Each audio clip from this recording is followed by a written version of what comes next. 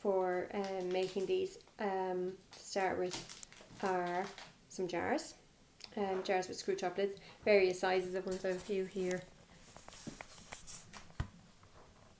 on the table. You also need some baking parchment.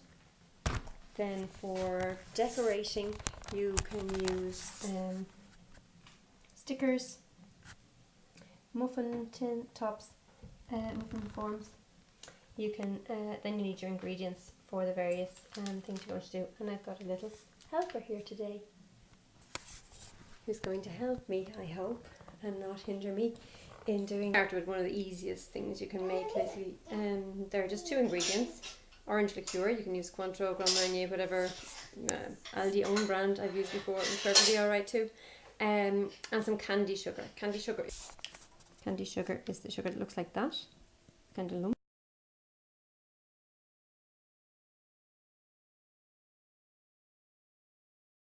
Ignore the rest of my kitchen. Take your sugar, pour it into a jar. Oops.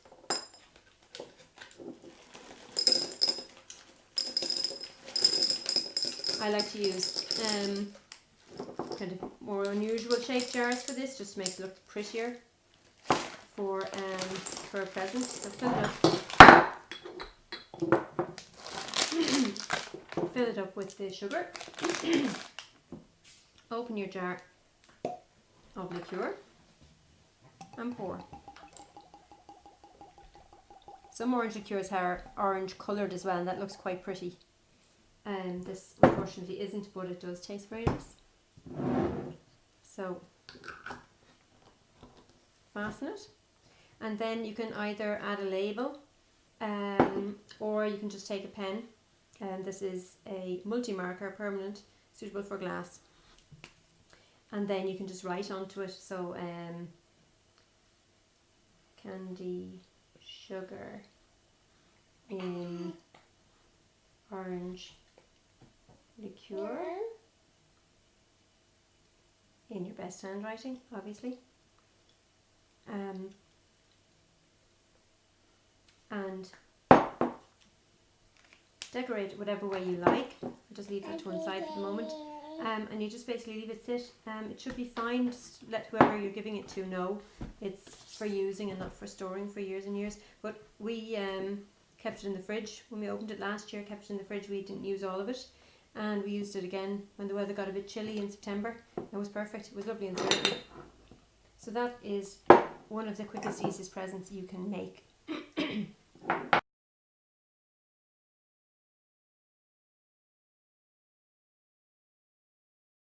Next easiest thing we're going to make is vanilla sugar, and for that we need vanilla pod,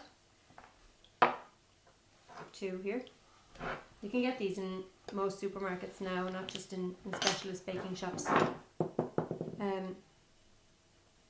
You need to split open the vanilla pod. You can just rip it open like that into 2. You don't need a knife to do it necessarily.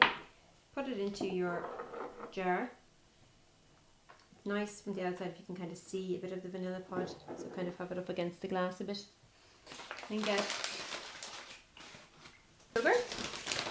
Caster sugar or ordinary sugar. Caster sugar is good for baking, but if you don't have it, regular sugar will do. Fill up your jar. Give it a little bit of a shake to even it off. Screw it tight. You can see bits of the, you can shake it around a bit if you want to get a bit of the vanilla pod sticking out at the sides. And again, you can decorate it with labels. It's my little helper helping me with making a bit of noise. Thank you, darling. With labels, stickers. I have these nice ones here from Zazzle with my name on it. It says, "From the kitchen of Fionnuala Zinnicker, made with love." So, oops, either on top or on the side, whichever you prefer. I'm going to put it on the side here, and later on we'll put a little bit of a cloth cover on it. What also looks quite nice, if you have them, is festive muffin bun papers. Pop it on top, tie it with a bow or a piece of string, some kind of this kind of thing, and tie that, and it looks really pretty and it's really simple.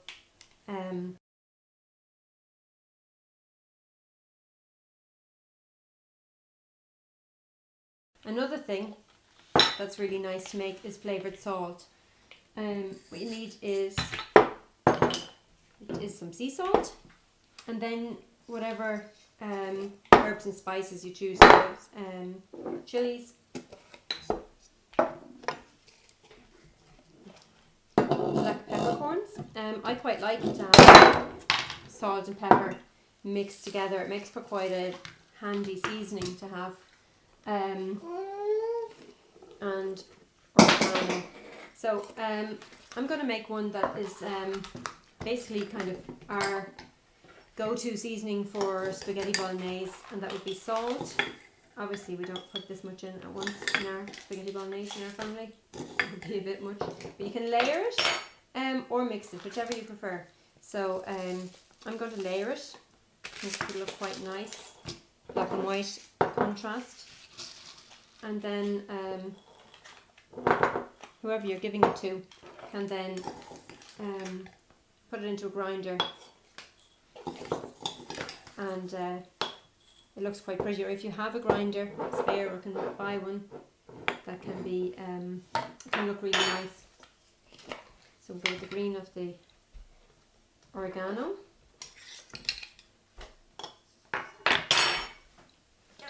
You have to get off the table, mister. Table is not the place for a small child. So, I'll turn around here so you can see what I'm doing. Fill it up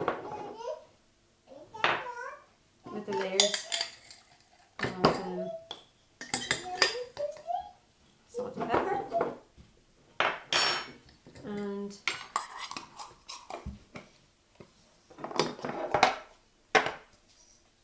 a little bit of chilli on top for the heat.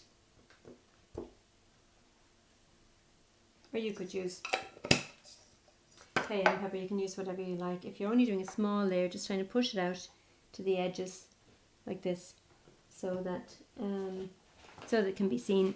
And put a little bit more black pepper on top.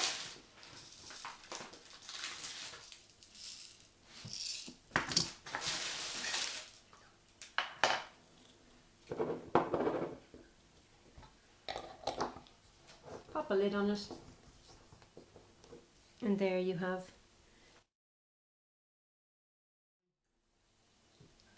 another quick and easy. And if, like me, you have a child who likes to stand on tables, just keep a good eye on them so they don't fall off the table.